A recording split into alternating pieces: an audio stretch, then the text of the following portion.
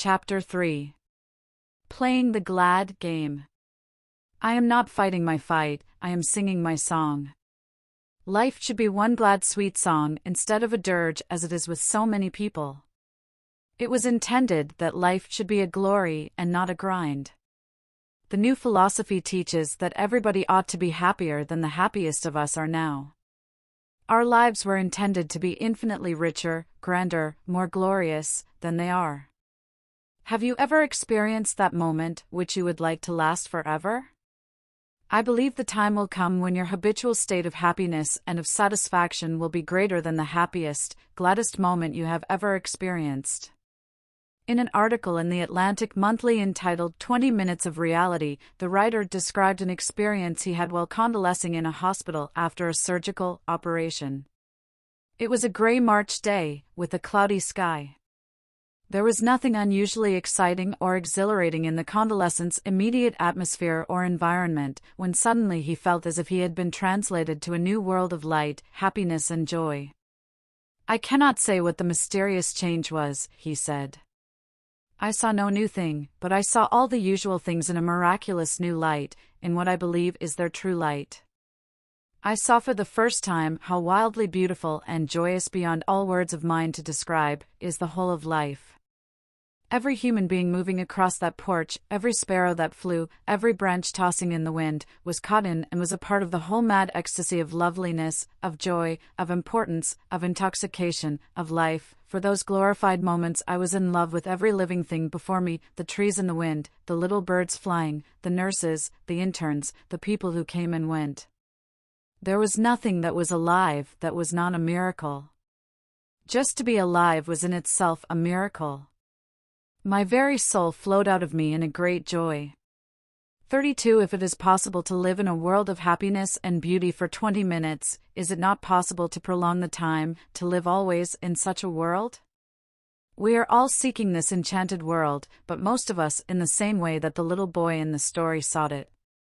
A poor little boy, so runs this old story, once lived in a little weather-worn cottage on the top of a hill. He was a dreamy boy, and every evening at sunset he would sit on the doorstep looking down toward the valley, fascinated by a beautiful house with wonderful golden windows shining a long way off at the far end of the valley. He was greatly dissatisfied with the poverty of his surroundings, and the sight of the house in the valley, where he had never been, made him very unhappy. Ah, he would sigh, what a poor miserable home I had if I could only live in that beautiful house with the golden windows, how happy I should be. One evening when the golden windows, more wonderful than ever, seemed beckoning him to come, the boy made up his mind he would go and visit the house beautiful. So, early next morning he started out. The road was dusty and the sun was hot, but the little traveler trudged on and on. At length, toward sundown he found himself at the far side of the valley. But what had become of the beautiful house he had seen from his hilltop? What he stood looking at was only an old tumble-down barn. And the wonderful windows? Alas, they were not gold at all, but just ordinary glass, and dirty and broken, too. Tired and thirsty, the little boy flung himself on the ground with his back to the deserted bam and sobbed bitterly. Then, slowly raising his head and looking up across the valley, through blinding tears, he saw a shining blur, his own little cottage on the hilltop. And lo, its windows, in the light of the setting sun, were a sheet of blazing gold. How like this little boy we grown-ups are! It is always the house in the distance that beckons. The beauty and glory of life, to our discontented, longing eyes, are always afar off in some other place and time, somewhere else than just where we are and in what we are doing. Some day we hope to 33 enter the house beautiful, but not today. We expect that in the future, through some magic or other, through money or what money can purchase, we are going to find happiness. But no human being has ever grasped the beautiful mirage which beckons him in the distance. Most of the people I know impress me as being greatly disappointed with what life has given them. They have not found any such future as they anticipated. When they reached those years which youth had pictured so free from care and anxiety, so satisfying to their aspirations, they found existence very ordinary, very tame, very commonplace, and far from happy. The mirage, which from a distance appeared so beautiful, had receded when they reached the spot from which it had beckoned, and it was still beckoning from an ever-receding beyond. The chief cause of our discontent and unhappiness is that hardly anyone is satisfied with what he has. The little simple things don't count for anything with us. We are always looking for some big thing to make us happy, a fortune, some grand opportunity, some indefinite happiness which we are at a loss to describe. And we seem to think that whatever this thing is that is going to make us really happy is always somewhere in the shadowy future. It is the tormented spirit of man that always strives to bend the universe to his desires, says Dr. Frank Crane. Hence most souls do not fit. They are at everlasting war with fate. They do not understand how to be happy with what is, because they are always straining for what is not. Some people don't even know what they are straining for. How many of the discontented people you have ever met could give you any intelligent idea of the cause of their unhappiness? They know they are discontented, unhappy. Many of them chase the world over, trying to discover something which is not discoverable, which is only a byproduct of a worthy deed, and this byproduct cannot be obtained until the deed is performed. We push and elbow our way through life and frantically struggle to get hold of things which we believe will make us happy, and behold, the moment we grasp them, the charm, with which our imagination had invested them, vanishes. 34. The thing we had set our heart on and which we got into our possession yesterday is not the same thing today. It does not begin to give the pleasure which it promised, and we are no nearer satisfaction than before. But our attention is quickly attracted to something else, which we feel sure will compensate for our disappointment, and we grasp at it only to repeat the same experience, disappointment, disillusion. It does not fill the void in our hearts. There is ever an unsatisfied longing which we spend our lives trying to fill. No matter what we may obtain in the way of material things, while we may get a certain sort of pleasure and comfort from them, they do not satisfy the inward soul hunger. They are like the different things which we take on a hot day, instead of pure cold water, to quench our thirst. We think if we could only get some soda water, some ice cream, iced tea or coffee, it would satisfy our longing, but it does not. Nothing but pure cold water will give the satisfaction we crave. All substitutes for this simplest and most plentiful of all beverages lack something. They leave us unsatisfied, with a longing for the genuine article. Happiness is like water. There is no substitute that will take its place. One of the strangest things in life is the false ideas everywhere prevalent regarding the nature of happiness. The general belief seems to be that it is founded on things that can be bought with money. The more money, the more things, and the more things, the more enjoyment, the greater the degree of happiness. But money has never yet been known to buy happiness. No one has ever yet found happiness by chasing it over the earth. It is not in our food, it is not in our drink, it is not in our clothes or material possessions, it is not in excitement or a constant round of pleasure. Happiness is born of right living. It is the child of right thinking and right acting, of helpful service. A selfish life never knows real happiness. Greed and envy never touch it. Half the unhappiness in the world is caused by losing the blessings which would result from the enjoyment of what we have and envying others and longing for what they have. 35. I know of a man and his family who a few years ago were quite content in their little cottage in the country. By some venture, however, they happened to make a few $1,000s without working hard for it, and immediately a new longing sprang up in their hearts for a life of ease and pleasure. Immediately these people began to dress more expensively and to struggle to get into the society of wealthy people, to climb socially. They strained in every way to keep up appearances beyond their means. Envy and jealousy of those who were better off filled their hearts. The result was that in a short time the old-time peace and harmony of the family life were entirely destroyed. The father's business affairs became involved by the strain to put his children on the same plane with those of larger means. Debts piled up, everything they had was mortgaged, until even their home was in danger, and was finally lost.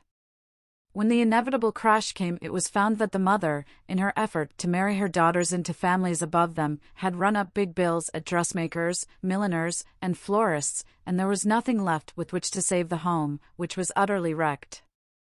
"Half the world is on the wrong scent in the pursuit of happiness," said Henry Drummond. "They think it consists in having and getting and in being served by others. It consists in giving and in serving others. Happiness is something which is released from our acts and from our thoughts. A little of it here and a little there is released from our good deeds, our unselfish service, from our right acts and thoughts. Some of it is released every time we help or encourage another soul. A little of it is released when we give a helping hand to those who have fallen under their burdens. A little of it is released from the sacrifices we make for the advantage of others. We get our happiness just as the bee gets honey. The bee does not find honey ready-made. It must work hard for all it gathers. It can only obtain a little from each flower it visits. We do not get happiness ready-made. We sip it from the flowers of life, and, like the bee, we must get a little happiness honey here and a little there as we go through the garden of life. It is those 36 who do most of the deeds which release happiness, and get the largest aggregate of them in their lives, who enjoy the most and are the happiest. Every noble deed, every unselfish act, every bit of helpfulness to others, every good service to humanity, every lofty aspiration and helpful thought, good honest hard work which we love, inevitably brings an amount of happiness which corresponds with the unselfishness and the good intentions of the act. Happiness is not a monopoly. No one can corner it.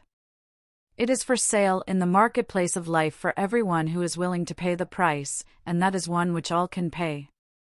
The great mass of people do not extract 10% of the happiness possible in their everyday life, largely because they were never trained to think of the normal sources of enjoyment.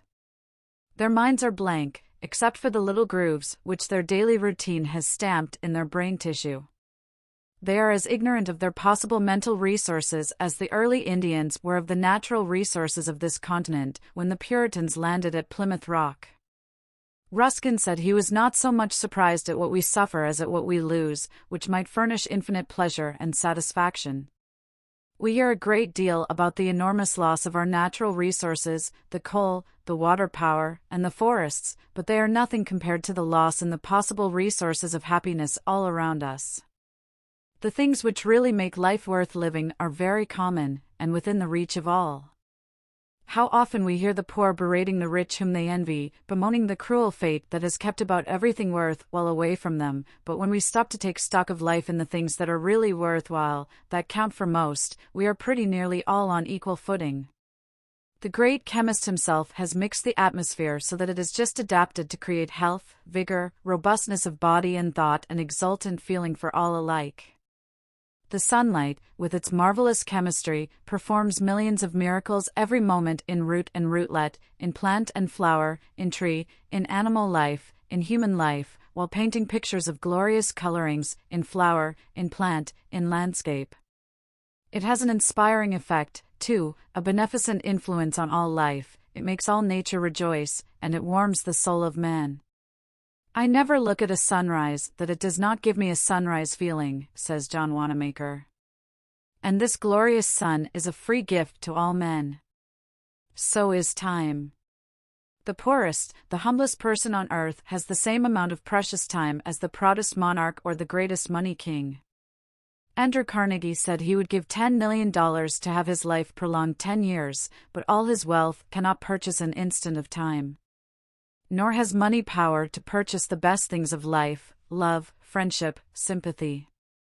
The sweetest, the most desirable things we know are purchasable only with effort, with right conduct, right thought, right effort. Lincoln said that folks are usually about as happy as they make up their minds to be. The experience of the writer of 20 Minutes of Reality, as well as that of thousands of others that might be cited, shows that the possibilities of happiness are not in things or in the possession of them, that happiness is not outside of us, but inside. Everywhere people are hunting the world over for what is really in themselves, because everything is tinted, modified, shaped by what we bring to it by our mentality. If we bring beauty to it, we find that it is beautiful. If we bring an ugly mental attitude to it, it is ugly and disappointing. The source of all happiness is inside the individual. The beauty we see in nature and the beauty we feel in music are inside of us. We all know how all nature, the very landscape, seems to laugh with us when we rejoice, seems to exult with us when we are glad, and the very sun and the flowers seem to reflect our joy. The world is a whispering gallery which sends back the echo of our own voice. It is a mirror which reflects the face that looks in it. If we laugh, it laughs back; if we frown, it reflects a frown. Happiness is the reaction of our mental attitude and our acts upon others. It is what they fling back to us that makes us happy or miserable. The door between us and heaven or happiness cannot be open when the door between us and our fellow men is closed. Right thinking means right action. If we would only hold the right thought, the constructive thought, the happy thought, the joy thought, the helpful thought, the unselfish thought each day, we should all soon become supremely happy, because, finally, happiness is a mental state. Your degree of happiness or misery today is merely a resultant of your thought. If such a large part of our days were not filled with discordant thoughts, worry thoughts, fear thoughts, envy, jealousy, hatred thoughts, perhaps half unconsciously much of the time, we would be happy instead of miserable. Seek ye first the kingdom of God and his righteousness, and all these things shall be added unto you. When we realize the kingdom of God or heaven, that is, the kingdom of harmony, we are in a position to attract everything else that is desirable. Christ meant that when we have put ourselves into harmony with the great source of supply, when we have become conscious of our oneness with the One, in other words, when we reach the cosmic consciousness, we are right in the midst of the all-supply. One would think that after all these centuries of searching for happiness it would have been found by the great mass of human beings, but how few have yet found it. We have not found it because we have not understood the perfect truth of Christ's philosophy: the kingdom of God is within you. All through history man has been hunting for this kingdom of God outside of himself. Multitudes have thought that wealth would furnish the key to this kingdom, which would supply all of his wants. He has looked for this marvelous paradise everywhere but the right place, within himself. Divinely fathered and mothered by his Maker, placed in an earthly paradise, infinitely more beautiful, more glorious than any human imagination could conceive, made Lord over a world filled with everything necessary to make human beings ideally happy and ideally successful, yet, after centuries of race evolution, centuries of groping after ideal conditions, centimes of searching for his highest good, man is still dissatisfied. The average man is a god playing the fool. He is still looking for happiness outside of himself. If we had found the kingdom of heaven within, our faces would be so lighted up that we would give the impression to everybody we met that we had just come into possession of some great good fortune, something that had made us exquisitely happy. You know how pleased people appear when they have come into possession of that which they have struggled for all their lives, people who have perhaps been poor and tried hard to get on, but who barely managed to make a living, and have suddenly fallen heirs to a fortune. How changed the appearance of the whole family! There is an unwanted light in their eyes. Hope has taken the place of despair. Buoyancy and gaiety have taken the place of heaviness and gloom. In other words, they have all at once become new creatures. The light of happiness shines through their flesh, looks out of their eyes. This is how we should all impress one another. Instead of looking miserable and forlorn, God's children ought to look as though they were supremely happy. Their physical eyes should reflect an entrancing beauty which their inward eyes should behold. Through their faces should shine that inner vision which the soul should sense. If we had found the kingdom of heaven within us, the countenance of every human being would reflect a superb satisfaction, a harmony, a blessedness, which only very few mortals have ever yet reflected. It is possible for everyone to have that harmonious spirit which finds serenity and true happiness in the life he is living daily, through the resources of his own soul. The New Thought gospel is not that of happiness postponed to a future life, but happiness to be realized here and now, not a faraway personal immortality, but immortality in an increasingly happier humanity. One of the most unfortunate things that ever happened to the race was the teaching of the doctrine that heaven is not to be enjoyed on earth, that it is something way beyond, and that we must die to reach it. The whole teaching of the theologians looked towards the life beyond, the life to come. Every desirable thing was in the future. The present was not anything like as important to them as the future.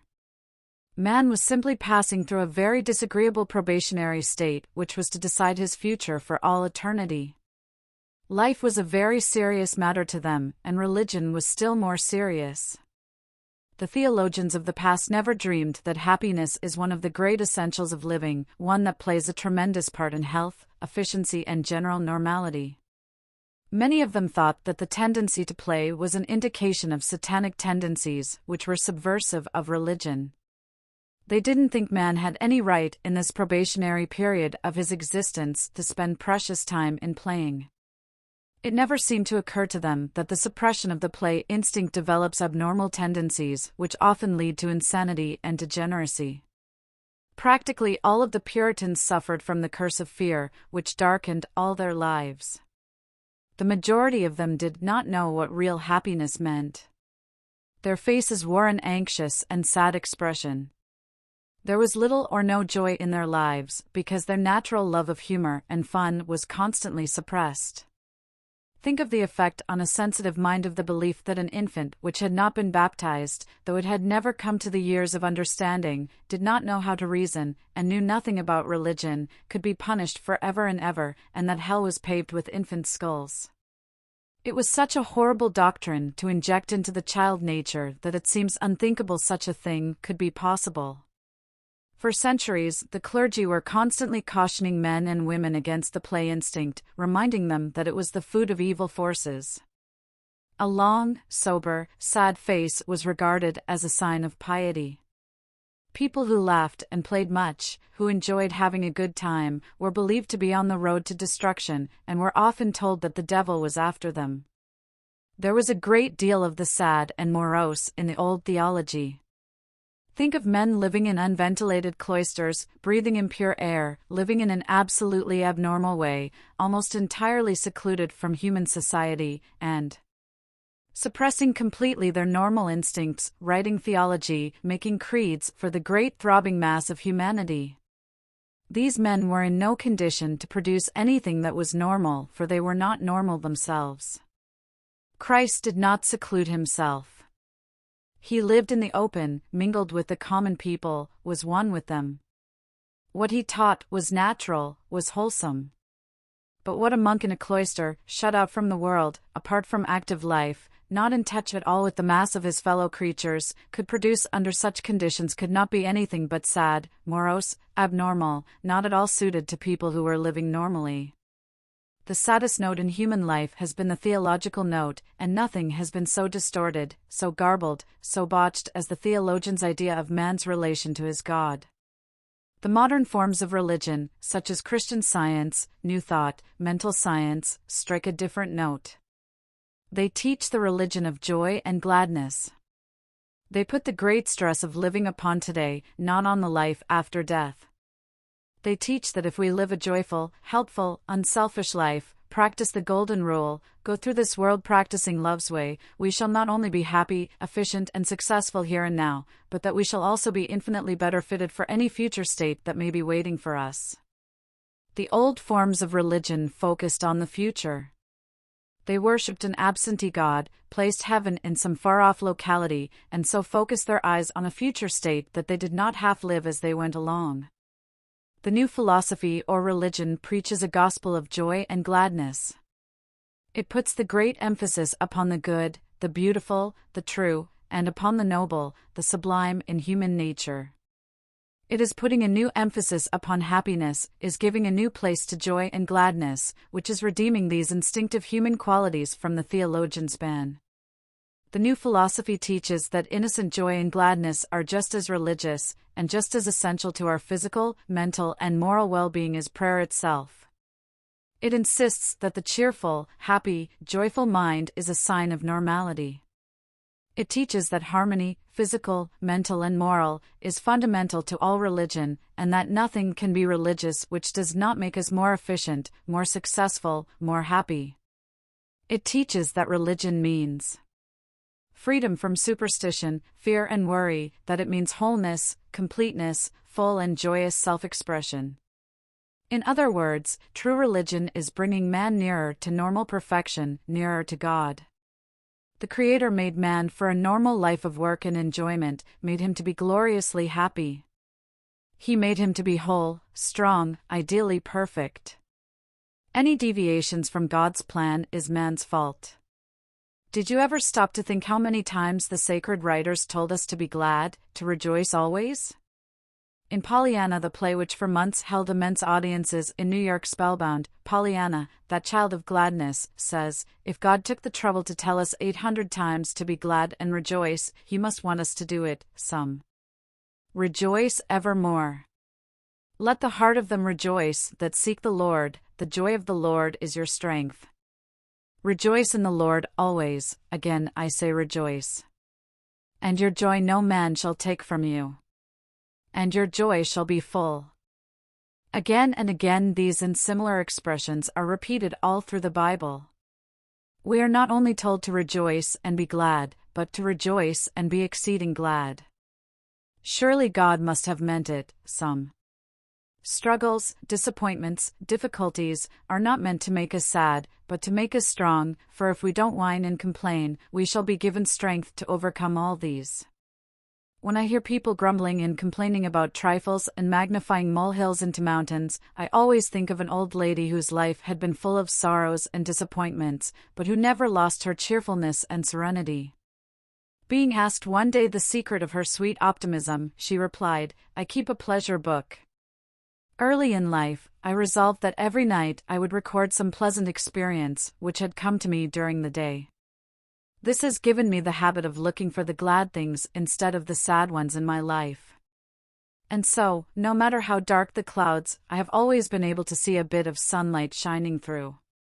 Many days, she said, it was hard to see the light because she had had a large family and had lost every member of it. In addition, she had much illness and many financial losses, which left her very poor. But in spite of her afflictions and her poverty, she had managed to find something to be thankful for every day of her life. People who take life sadly, who see nothing to rejoice and be glad about, not only lose a tremendous amount of pleasure, real enjoyment, but they seriously cripple their ability and impair their success. They are not normal and, therefore, cannot reach their maximum of strength and efficiency. When I see people with gloomy minds attuned to sadness, who dwell exclusively on the serious side of life, I always feel like turning them around so that they will face towards the light, so that they will look at life in a hopeful, expectant, happy way, and let their shadows all fall behind them. Mr. Schwab has always been a splendid example of the philosophy of happiness. He is one of the happiest men I have ever met. In his younger days, when he was struggling to get a foothold in business, he was always bubbling over with happiness. This constant flow of good spirits was one of the first things that attracted Mr. Carnegie's attention. In the days of strike troubles at the Homestead Works, it was young Schwab's merry temper that kept Mr. Carnegie from giving way to serious despondency. When the ironmaster felt very blue over the situation, the young man would sing Scotch songs for him and cheer him up, so that Mr. Carnegie would slap him on the shoulder and say, "You're all right, Charles, you're all right." Over-seriousness depresses the mental faculties and tends to lower efficiency. It is the man who sings at his work, the one who is bubbling over with gladness, with a sense of abounding vitality, that is the normal, healthful, successful man. Life should be full of play, even of fun, full of light and cheer. It would be if we knew how to live. If, like the old lady who kept the pleasure book, and Pollyanna, the glad girl, we make a habit of looking for something to be glad about, we shall very soon master the secret of happiness. Let us rejoice and be glad. Let us cry with Pollyanna, Just be glad, that's the game.